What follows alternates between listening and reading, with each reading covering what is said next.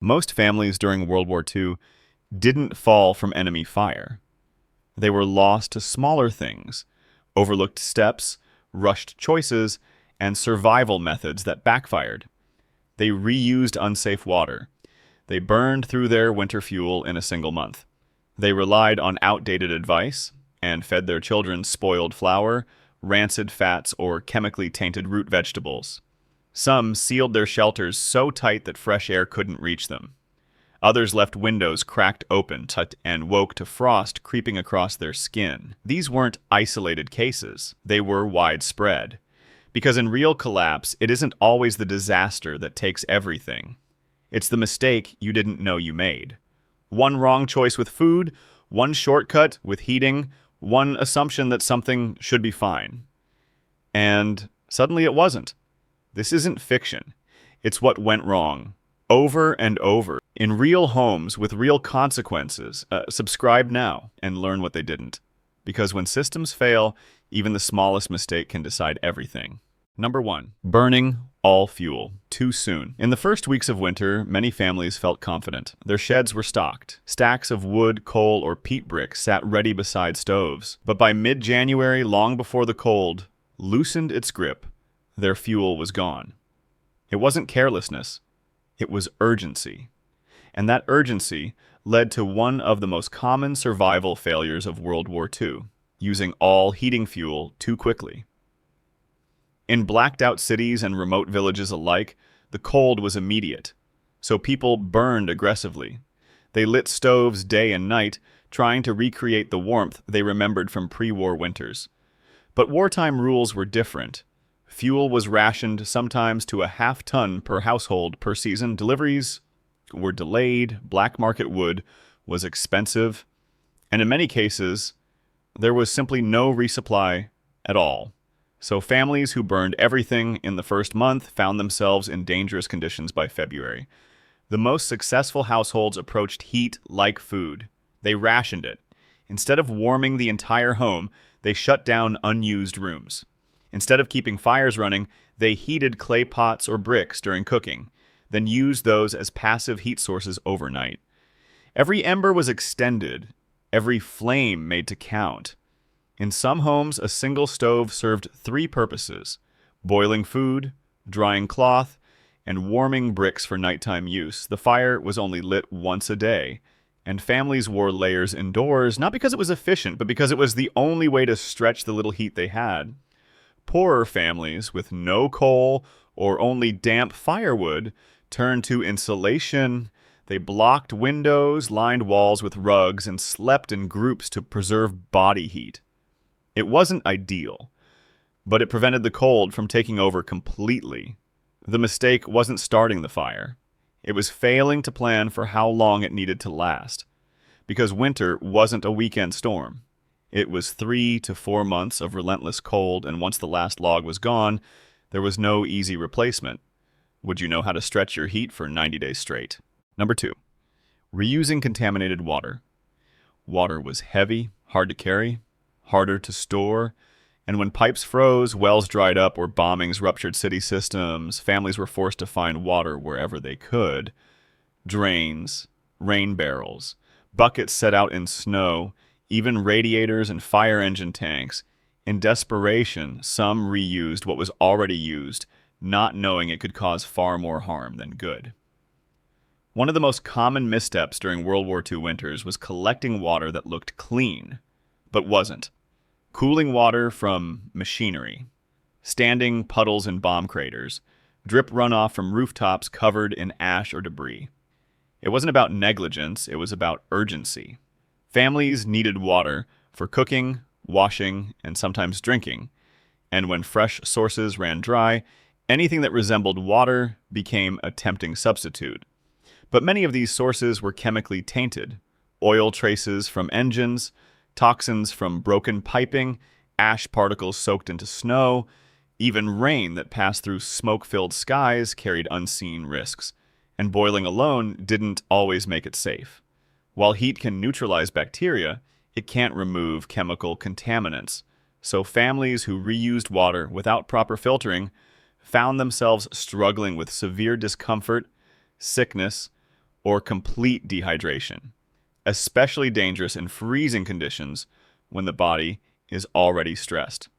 In rural areas, some households adapted, and they built basic filtration using cloth layers, charcoal from burned wood, and sand. Water passed slowly through, then boiled before use. It wasn't perfect, but it reduced risk dramatically. Others learned to harvest clean snow only from untouched fields, away from rooftops and roads. Fresh snow, melted slowly indoors, became a lifeline.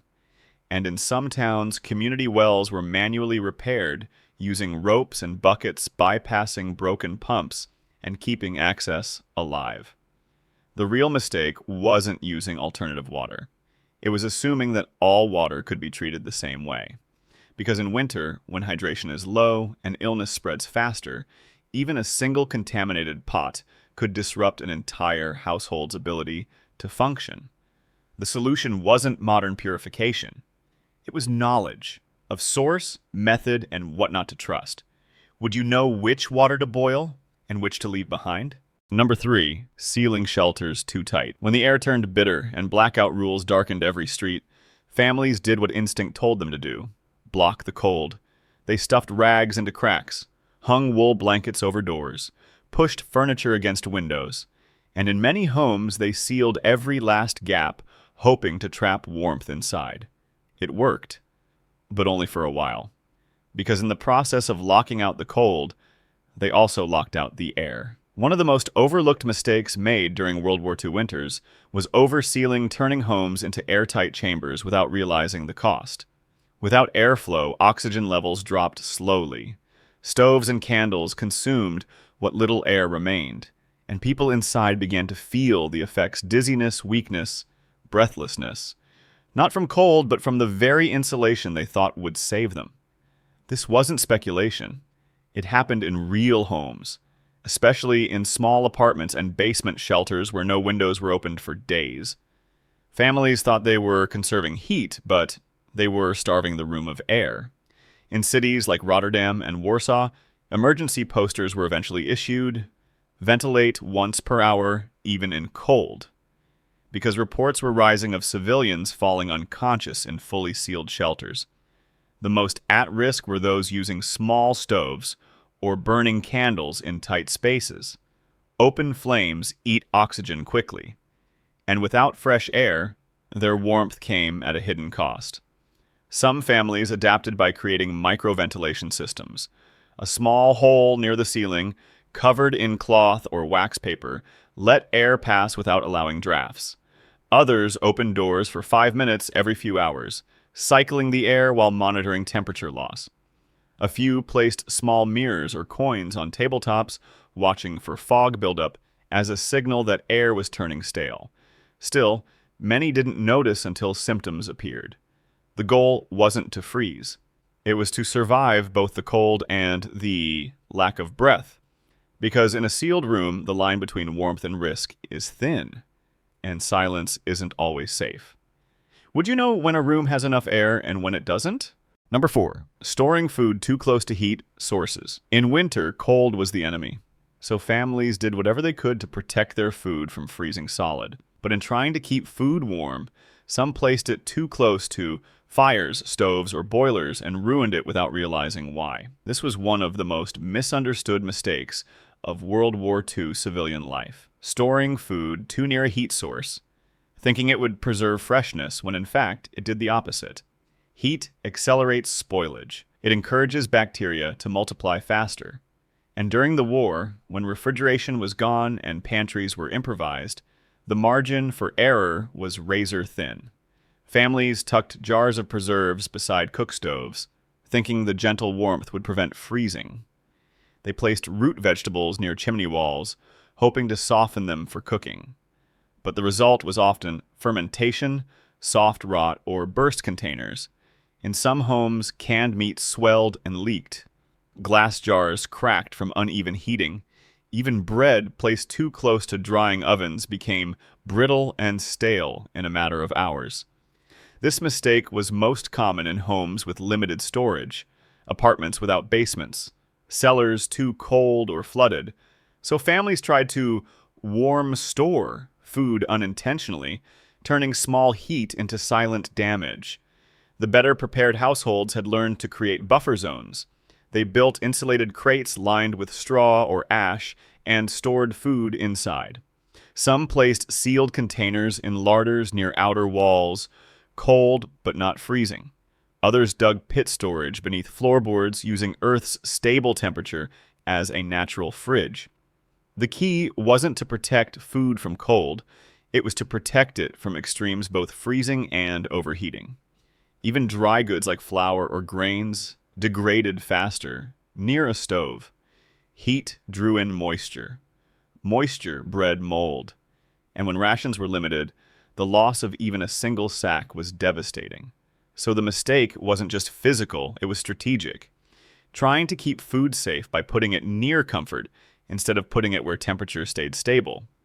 Today, we rely on thermostats. Back then, they relied on instinct, and those who got it wrong paid with every spoiled meal. Would you know where to store your food when there's no fridge left to trust? Number 5. Trusting. Expired or spoiled food in desperation. In wartime winters, hunger came quietly, not as sudden starvation, but as shrinking portions, skipped meals, and food that no longer tasted the way it used to. As supplies thinned and ration lines grew longer, desperation blurred judgment. And in thousands of homes, families began taking chances eating food they knew was questionable because the alternative felt worse.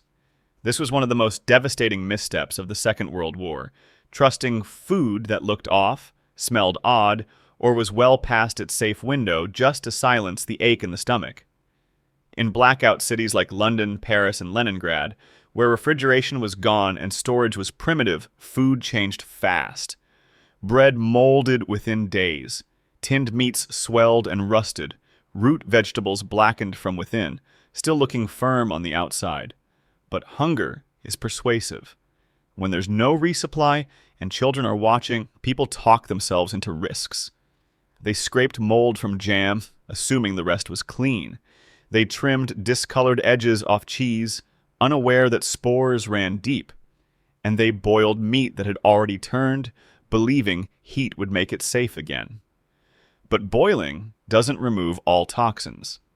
And spoilage, once it sets in, can't be reversed.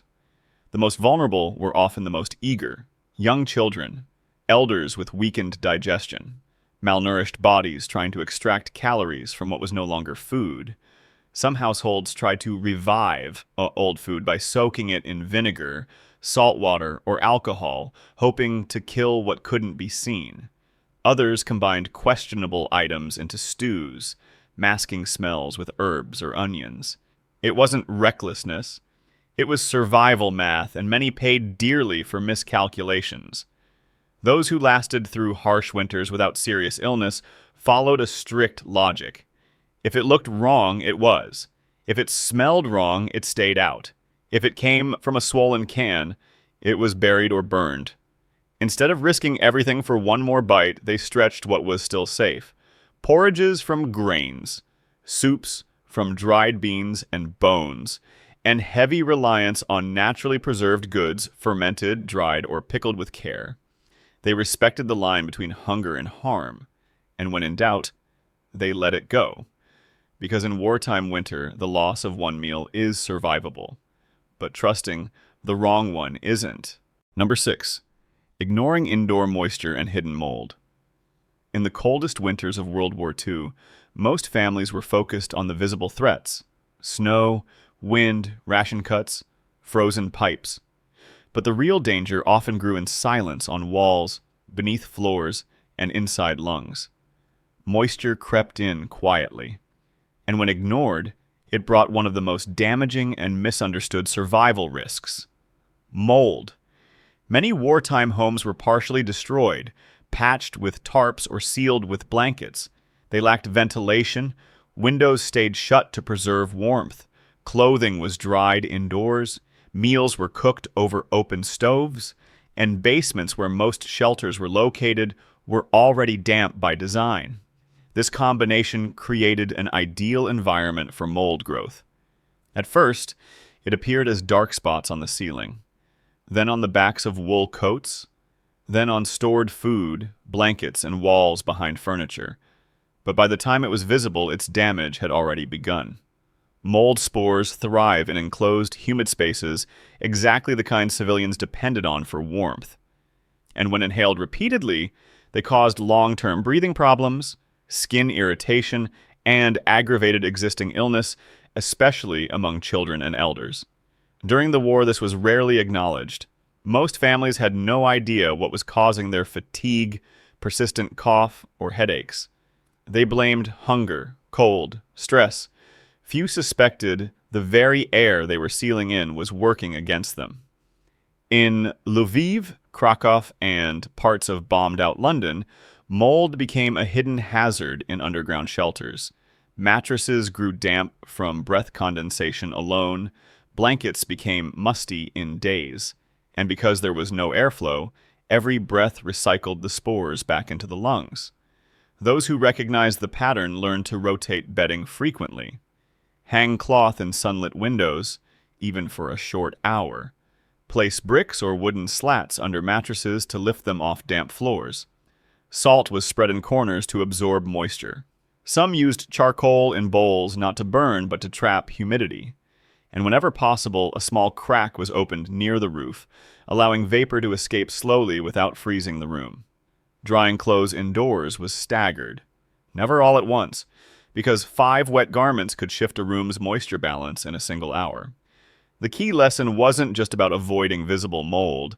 It was understanding that cold doesn't just freeze, it traps moisture, and trapped moisture left unattended will always find a way to grow. Some families lost entire food stores not to spoilage but to mold.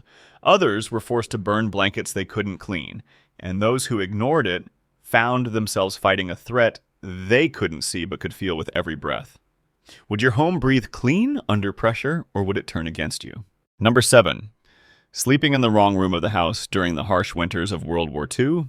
Most families believed the best place to sleep was the bedroom, the room they were used to, the one with the bed, the quilt, and the familiar space they called their own.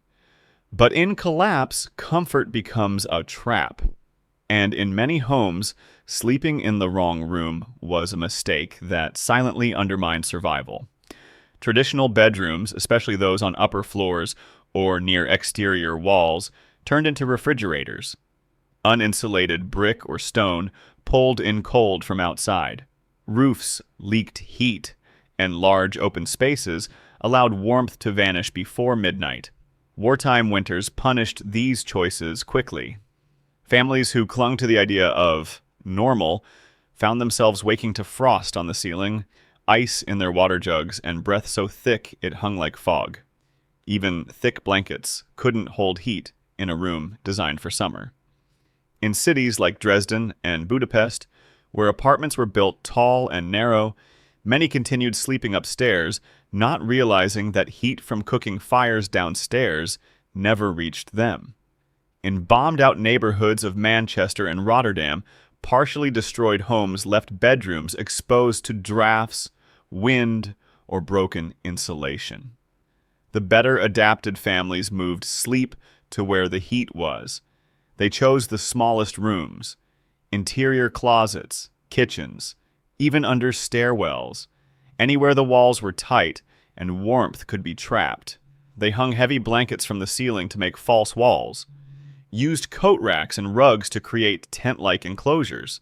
Sometimes they didn't use beds at all. They slept on the floor, between furniture where body heat could collect in the narrow space. Some even positioned sleep areas directly next to the stove, not for danger, but for residual warmth from cooking earlier in the day.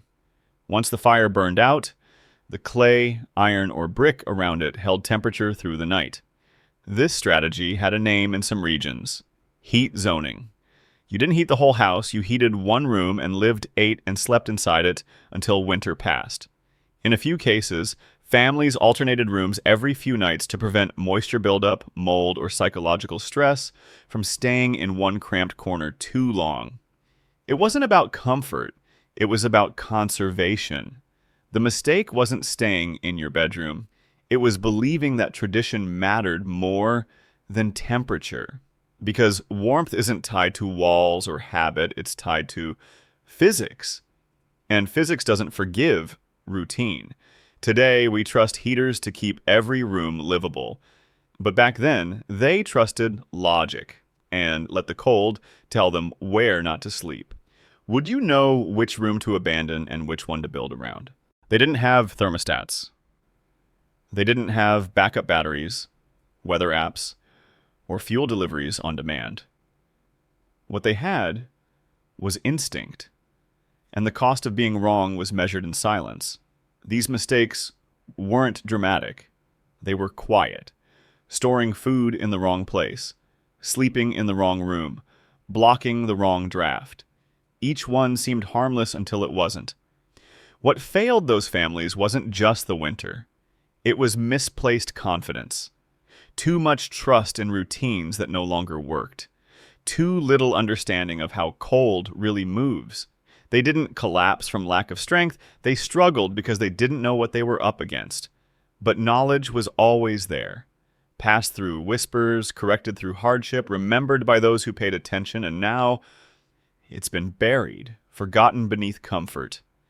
Ignored in favor of convenience, today one wrong move might not matter. But if the grid goes down, if fuel vanishes, if winter presses in without a warning, you'll only have what you remember, and what you never learned will become the first thing you regret. This isn't about fear, it's about clarity, because the cold won't explain itself. It won't give you a second chance. It will test your preparation one mistake at a time, and you won't know which one was fatal until it's too late to fix it. Subscribe now, not for entertainment, but because the ones who remembered these lessons made it through, and the ones who didn't last the season.